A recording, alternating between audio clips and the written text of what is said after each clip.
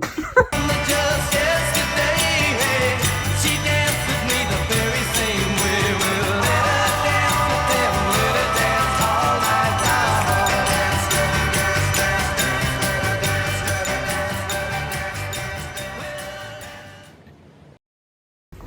What is the history of the house? Of this house? Yeah. The house was built on what would have been agricultural land, and prior to that it would have been Aboriginal land. And from what I understand, this is the land of the Gadi people. And then Europeans came along, then turned it into farmland, and then after that, in the early 20th century, it was turned into suburban tract housing. And it was very much a house of its time. It was built in the Queen Anne style of architecture, which is kind of a revivalist style. It's a single fronted house, meaning that it's got a single room facing the street and a hallway adjacent. So originally the hallway would have come down all the way down the house to the kitchen at the rear. And then there was a laundry, an external laundry. And the way that people lived in the 19th and early 20th century was that either the front room, or in these houses, the third room, which would have been this living room, might have been called the parlour. It was basically the first room that guests would come into, and they wouldn't be invited into the back of the house where the kitchen was. But these days we want to be able to use the whole yard and open the house up, so we tend to make the kitchen, rather than being a small service space, it means that the kitchen is the centre of the house and the activities of the house are around the kitchen. And so I suppose what we were doing was taking a 19th century house or an early 20th century house, a house of rooms, and turning it more into a house of co-joined spaces that have different functions, but they're not separate. So the living room opens very strongly to the dining room opens very strongly to the kitchen. And we had this plan, it sort of went back and forth, but we would expand at a later date. But in the first instance, we lost a bedroom and then we added 2 bedrooms upstairs. So the changes that we made to the house back in 2005-06, that really enabled us to live in the house pretty comfortably. Once everyone became a bit older and teenagers, it really became untenable for the 4 of the kids to share 2 bedrooms. So after my mum died, we had a little bit of money, so we put that into building a room out the back. So it's a bedroom, bathroom, and the garage underneath. And that kind of was enough for a while. But then once Jude and Neela became teenagers, they really needed separate rooms, so we built a room for Jude. And that's the little room down the side of the house here.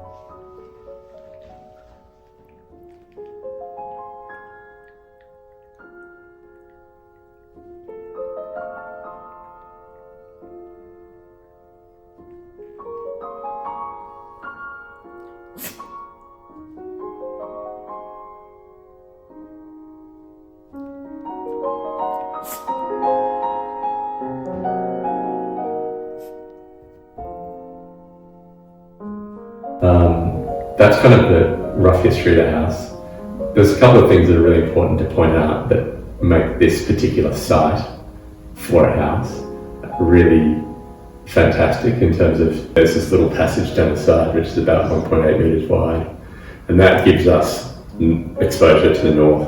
So one of the reasons probably the reason we bought the house was because it had the long face facing north, and we knew that we were always going to get plenty of sun.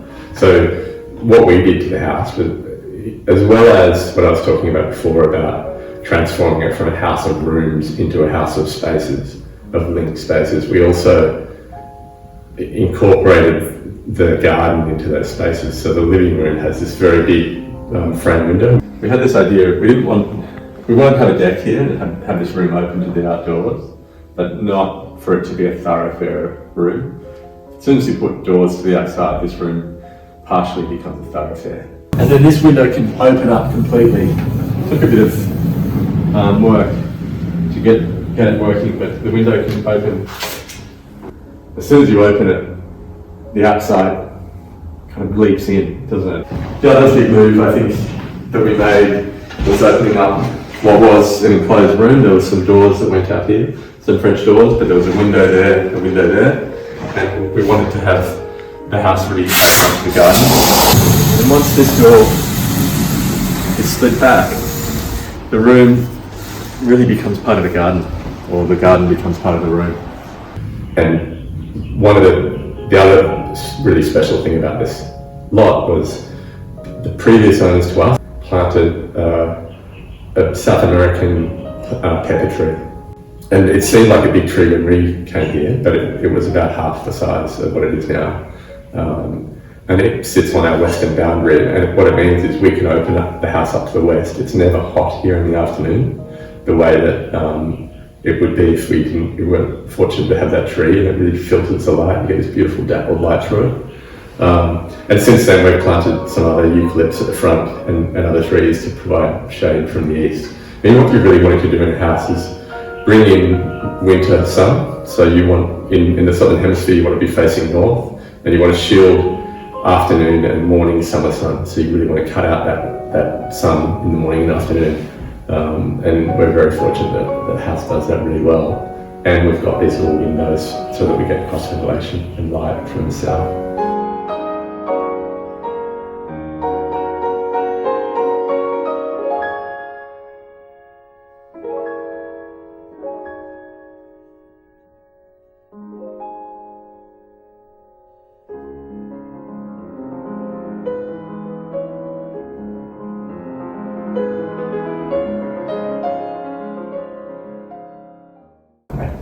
What do you think makes good architecture? What do I think makes good architecture? It's a very big, broad topic. It's a tricky one to answer in some simple terms. I think a starting point is that architecture that's anchored in place. So it's generated from the physical place that it's situated in, but also the culture and the time. Good architecture is designed to respond to human needs, but also responding to the environment and to the needs of other beings or other animals.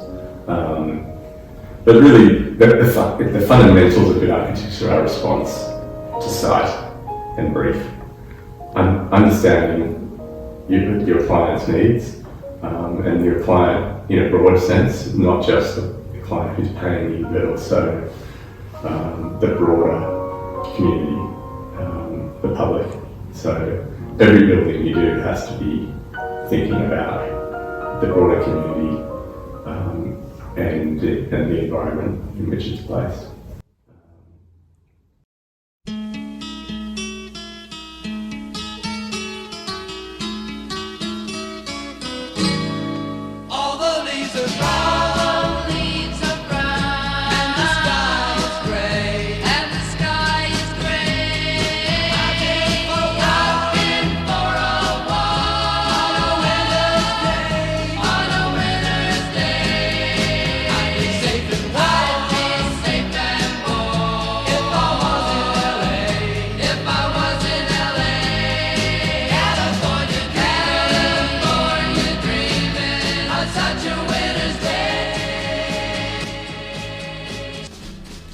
The main building of the Art Gallery of New South Wales, known as the Temple to Art, began construction in 1896 and finished in 1909. It was built to encase the art barn that was originally there. The art barn came to be when the previous building perished in a fire.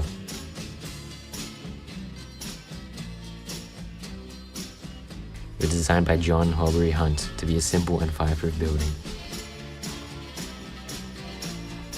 The Temple to Art was designed by government architect Walter Liberty Vernon, inspired by William Playfair's National Gallery of Scotland in Edinburgh. Vernon was told to make the building as strictly classical as possible. The sandstone entrance to the temple was grand and regal. Inside the building, there are 4 halls connected by large archways. The spacious rooms evoke a feeling of grandeur.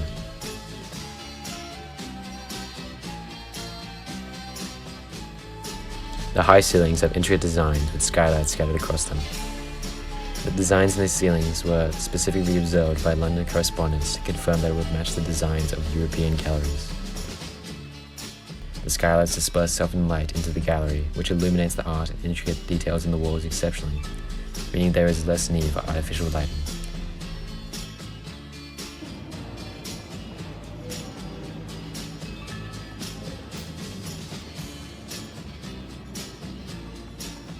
Some of the more modern additions to the gallery include the Australian Bicentennial Wing in 1988, an Asian art gallery in 2003, and repurposed basement storage in 2011. The gallery is currently working on the Sydney Modern project, so we were unable to capture most of the exterior.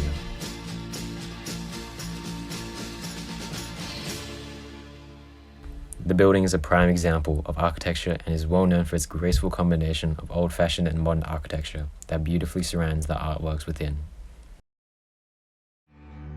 But the film is a sad thing for she's lived it 10 times or more. She could spit in the eyes of fools if they ask her to focus on sailors fighting in the dance hall. Oh man, look at those cavemen go. It's the freakiest show. Good architecture influences the way people think, feel, and live. It's important that it's sustainable and durable, and ultimately takes the broader client and environment into consideration. Above all, it must command elements such as sunlight, natural shade, and weather to create beautiful functional spaces, by paying close attention to the ways different factors influence the way space feels and is used, consciously or unconsciously. In the words of Ludwig Mies van der Rohe, architecture should attempt to bring nature, houses, and human beings together in a higher unity.